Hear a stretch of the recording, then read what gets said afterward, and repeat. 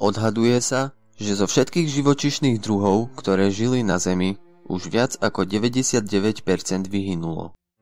Kedysi bolo vymieranie prirodzenou súčasťou evolúcie. O tom, kto prežije, rozhodovala príroda. A tak si dnes ukážeme 5 vyhynutých živočíšnych druhov. 5. miesto – Megatherium. Megatherium, doslovný preklad obrovská beštia, je vyhnutý rod veľkého pozemného leňocha. Žil od pliocénu do pleistocénu pred približne 5,3 miliónmi rokov v Strednej a Južnej Amerike. Megatherium americanum bol jedným z najväčších suchozemských cicavcov vôbec. Bol skoro taký veľký a ťažký ako dnešný slon africký.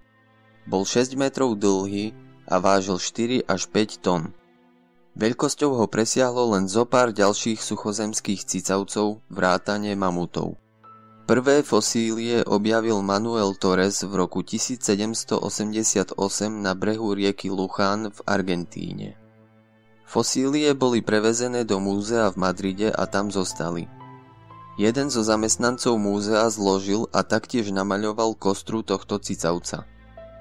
Megatherium mal robustnú kostru s veľkým pánvovým pletencom a široký svalnatý chvost. Jeho veľkosť mu umožňovala zbierať potravu vo výškach, kam iné bylinožravce nedosiahli, a to tak, že sa postavil na zadné nohy, chvostom udržiaval rovnováhu, pričom na pritiahnutie zvolených konárov používal zahnuté pazúry na jeho predných nohách. Tento leňoch, rovnako ako dnešný mravčiar, chodil po bočných stranách nôh, pretože pazúry mu bránili položiť chodidlo plocho na zem. Nakoľko bol primárne štvornožec, bolo zistené, že bol schopný dvojnohého pohybu. Niekoľko expertov verí, že sa v jeho čeľusti skrýval dlhý jazyk, ktorý mal používať na vtiahnutie listov do úst. Paleobiológovia veria, že bol veľmi prieberčivý.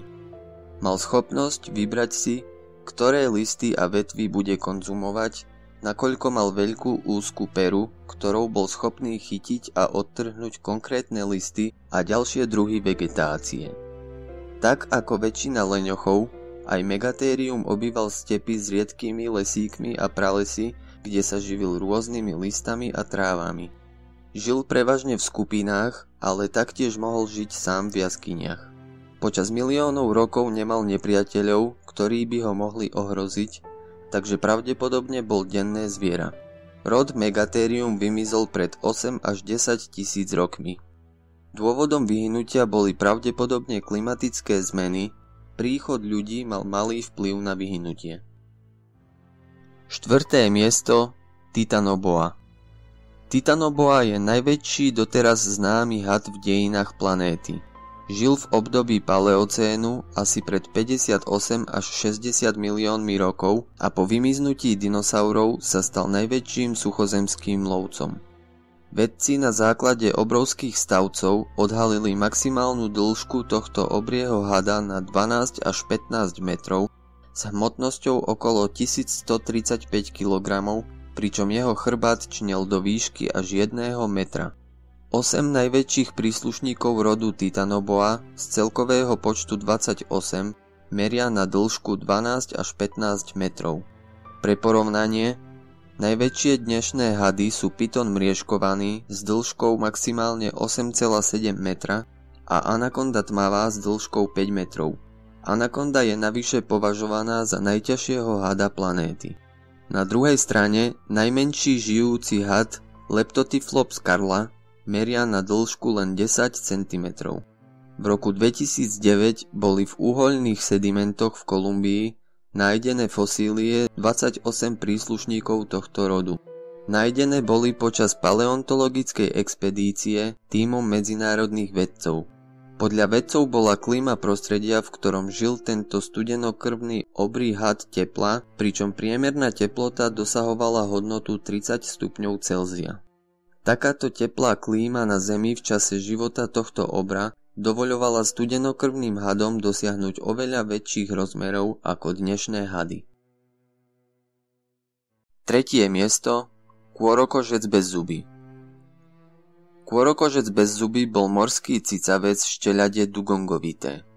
Kôrokožec bez zubí bol najväčším zástupcom celého rádu sirén, meral 7 až 10 metrov a jeho hmotnosť presahovala 4 tony. Ako jediný z celej skupiny bol prispôsobený životu v ľadových vodách Severného Tichého oceánu. Kôrokožce žili v rodinách, rodičovský pár a rôzne staré mláďata. Gravidita trvala 12 mesiacov, mláďata sa rodili počas celého roku. Kôrokožci sa živili vodnou vegetáciou, ktorú strhávali z pobrežných skal kartáčmi z tuhých štetín na spodku plutvy. Kôrokožcom chýbali zuby a potravu drvili upraveným podnebím. Oči mali malé a očné viečka chýbali. Koža pripomínala drsnú kôru stromov, odtiaľ pochádza jeho meno Kôrokožec. Jeho domovom boli Komandorské ostrovy, kde ho roku 1741 objavila výprava moreplavca Vitusa Beringa. Beringova loď na ostrovoch stroskotala a jedine mäso a tuk kôrokožcov stroskotancom umožnili prežiť zimu. Lekárovi a zoológovi výpravy Stellerovi vďačí veda za jediný presný popis kôrokožca a jeho spôsobu života. Preto sa tento druh niekedy tiež nazýva dugong Stellerov. Po návrate do Ruska expedícia oznámila svoj objav a na ostrovy sa vydali prví lovci. Začali nevídané jatky. Lov kôrokožcov nebol obťažný, pretože zvieratá boli veľmi dôverčivé. Najväčší záujem bol o tuk aj o kožu, ktorá svojou tuhosťou a silou 4 až 6 cm pripomínala pneumatiku. Chránila totiž telo zvieraťa pri náraze na ostré skaly pobrežia. Pod pokožkou bola vrstva tuku silná 6 až 10 cm. V roku 1768 ubil lovec posledného kôrokožca. Iba za 27 rokov od objavenia bol tento druh vyhynutý. Po kôrokožcoch ostalo len pár kúskov kože a kostry, ktoré patria k najvzácnejším exponátom svetových múzeí. Druhé miesto – Paraceratherium. Paraceratherium, doslovný preklad takmer bezrohá beštia, je vyhynutý druh bezrohých nosorožcov a jeden z najväčších suchozemských cicavcov, ktorí kedy existovali. Žili počas obdobia Eocénu a Oligocénu v Eurázii a Ázii pred 37 až 23 miliónmi rokov. Kvôli nekompletným fosíliám jeho presná veľkosť nie je známa, ale jeho váha sa odhaduje na 15 až 20 tón. Výška ramien bola 4,8 metra a jeho dĺžka okolo 7,4 metra.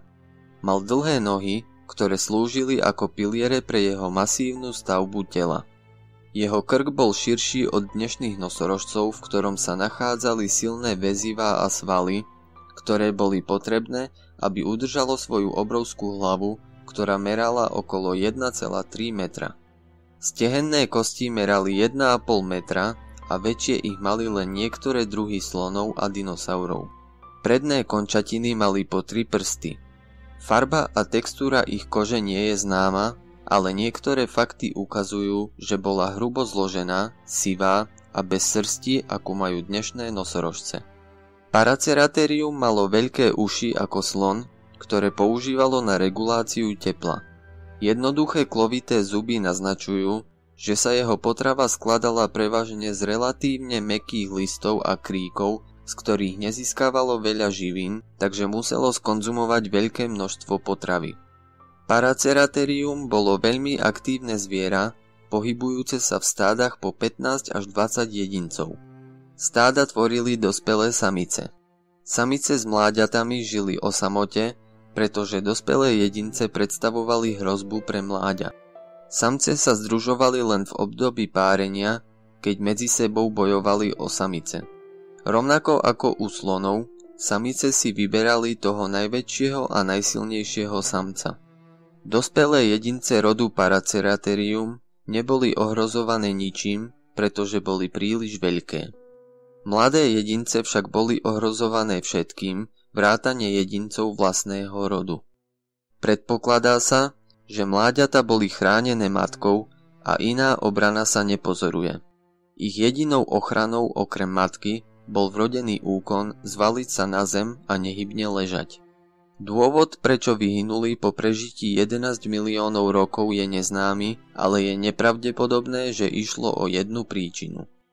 Dôvodom mohli byť klimatické zmeny a nízka miera rozmnožovania sa. Prvé miesto – Meganeura. Meganeura je vyhynutý druh hmyzu. Býva často označovaná ako žijúca fosília. To preto, že sa táto pravážka od svojho vzniku do dnešných dní príliš nezmenila. K jej vzniku došlo na prelome Devónu a Karbónu pred približne 300 miliónmi rokov.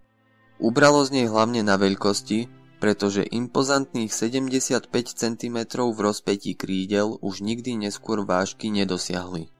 Táto fosília bola pomenovaná Meganeura, doslovný preklad veľké nervy, z toho dôvodu, že sa na jej krídlach nachádzala veľká sieť žíl. Medzi predstaviteľmi života mladších prvohôr zastupuje Meganeura veľkú skupinu hmyzu, ktorá v tom období ako prvá z celej živočíšnej ríše dokázala preniknúť aj do vzduchu. S ohľadom na množstvo nepriateľov z radou dravých článkonožcov, obojživelníkov a v neposlednej rade aj úspešne sa vyvíjajúcich plazov bol útek do vzduchu vlastne účinnou obranou. Meganeura bola schopná lietať preto, že sa v tej dobe nachádzalo v atmosfére viac kyslíka ako dnešných 20%. Dôvodom jej impozantnej veľkosti mohlo byť to, že v tých časoch bol nedostatok predátorov medzi lietajúcimi stavovcami, čo jej umožňovalo dorastať do jej najväčších rozmerov.